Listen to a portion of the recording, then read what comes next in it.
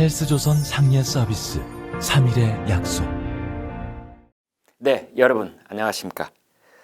전 세계의 확진자가 2천만 명을 넘어서는 코로나19 사태, 그 끝은 어디인가? 그리고 이번 주말까지 비 소식이 계속되는 사상 최장의 장마와 그 피해, 온 국민의 분노 게이지를 한껏 높이고 있는 문재인 정부의 부동산 정책 실패, 윤석열 검찰총장을 완전 고립무원 속에 가둬두려는 청와대와 법무부의 인사 횡포, 이런 뉴스를 전달하고 해석하느라 정말 8월이 어떻게 흘러가는지 모를 지경입니다. 그런 사이에 그냥 지나쳐온 뉴스가 있었습니다. 바로 이 말도 많고 탈도 많았던 조국 백서가 발간됐다는 점입니다. 작년 하반기부터 시작된 조국 전 법무부 장관의 일가족에 얽힌 온갖 비리 의혹에 대해 조국 지지자들의 후원금을 모아서 만든 총괄 보고서가 이른바 조국 백서입니다.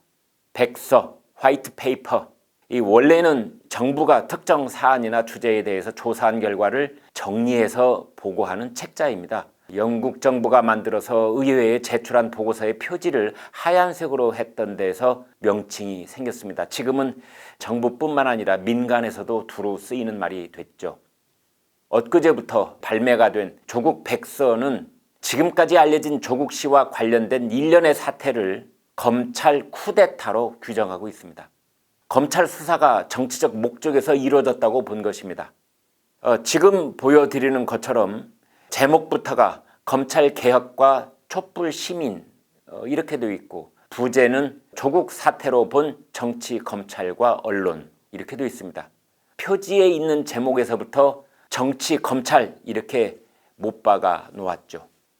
560쪽 분량 백서에는 김민웅, 전우용, 김지미, 고일석, 박지훈, 김유진, 이종원, 임병도, 최민희, 김어준, 김남국 이런 사람들이 참여했다고 합니다. 조국 백서 추진위원회는 조국 백서 제작을 위해 제작비 3억 원을 모아서 한때 논란이 일기도 했었습니다. 조국 전 장관을 적극 옹호해온 이 소설가 공지영 씨조차 페이스북을 통해서 이렇게 지적한 적도 있습니다. 조국 백서 발간하는데 무슨 3억이 필요?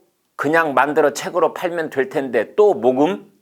그러면서 조국 백서라는 책은 돈 받아 만들고 만든 후 수익은 누가? 진보파리 장사라는 비난이 일어나는 거 해명해 주시길 그랬습니다. 당초 조국 백서는 지난 3월에 출간될 예정이었는데 여러 논란 끝에 5개월이나 늦게 출간된 셈입니다. 조국 백서는 이 발문에서 이번 사태를 검난이라고 표현된 사태, 전에는 겪어보지 못한 검찰 쿠데타라고 규정했습니다. 여러분께서 예상하실 수 있었던 표현들이 쭉 나옵니다. 가령 이렇습니다. 정치 검찰의 기획은 대단히 교모했다. 증거 없는 폭로가 난무했고 의혹 제기만으로 검증 절차 없이 확증됐다. 이성이 정밀하게 움직인다면 용납될 수 없는 여론 조작이다. 막상 여러분은 어떻게 보십니까? 부분적으로 수긍할 수 있다고 보십니까? 아니면 전체적으로 기가 막힐 뿐이십니까?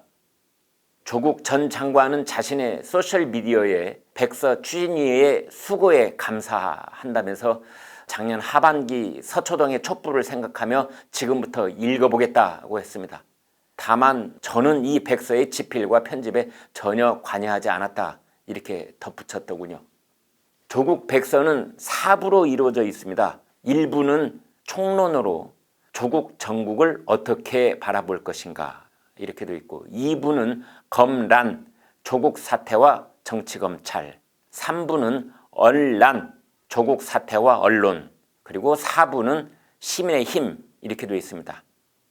이것은 당시 검찰 수사를 검난으로, 언론의 의혹 제기를 언난으로 이렇게 본 것입니다. 여러분도 여기까지는 그러려니 하실 겁니다. 워낙 정파성을 갖고 진영 논리에 따라 쓴 글들이라서 혼란을 느낄 필요도 없을 정도입니다.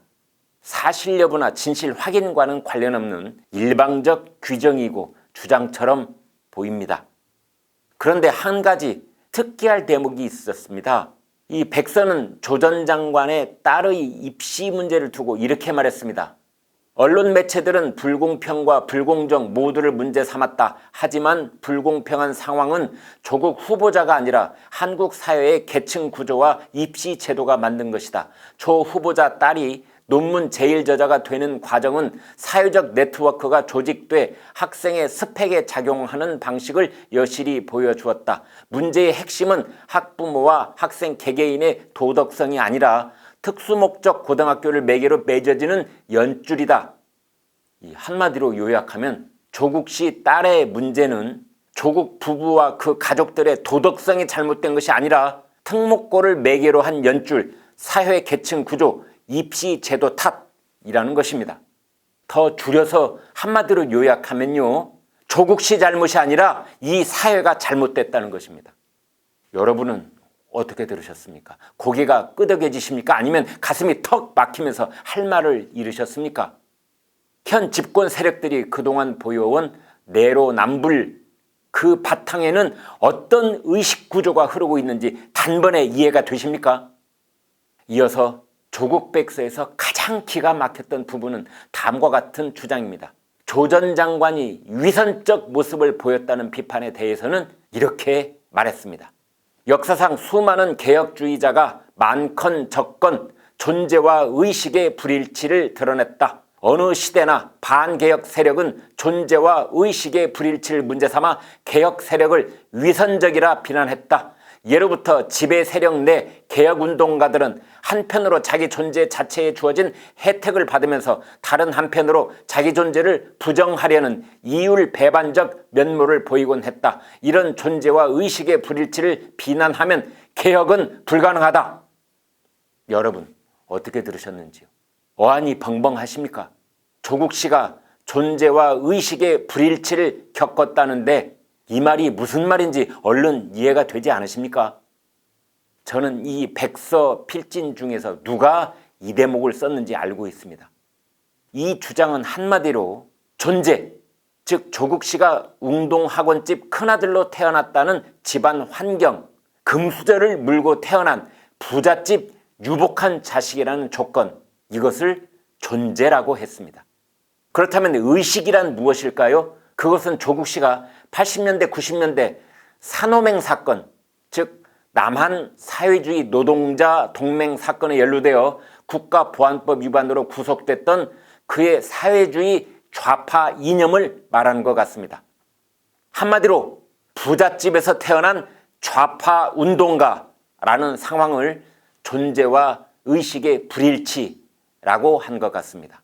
즉 강남 좌파를 말합니다. 그것을 옹호한 것입니다. 자, 오늘부터 온 나라의 범법자들, 좀도둑, 성범죄자, 폭력범죄자, 사기범 할 것 없이 모두들 말할 수 있습니다. 재판정에 나가서 나는 존재와 의식의 불일치를 겪고 있다, 이렇게 말하라. 저는 최근 우리나라의 최고 권위를 가진 정신과 의사 한 분과 만날 기회가 있었습니다. 그분에게 존재와 의식의 불일치라는 주장에 대해서 물어봤습니다. 그랬더니 한마디로 대답하더군요. 존재와 의식의 불일치? 그건 정신분열이라는 뜻이다. 자, 그래서 묻습니다. 조국 씨를 옹호하는 지금의 정권은 정신분열을 겪고 있는 중입니까? 조현병을 앓고 있다는 뜻입니까? 그래서 고교생 딸내미를 대학의학 논문 제1저자로 기재한 어이없는 파렴치 행위도 개혁주의자가 겪는 존재와 의식의 불일치일 뿐인가요? 자신들은 아파트를 여러 채 갖고 있으면서 국민들에게는 모두 팔라고 강요하는 저들의 행태, 존재와 의식의 불일치라고 하면 금세 이해가 되지 않습니까?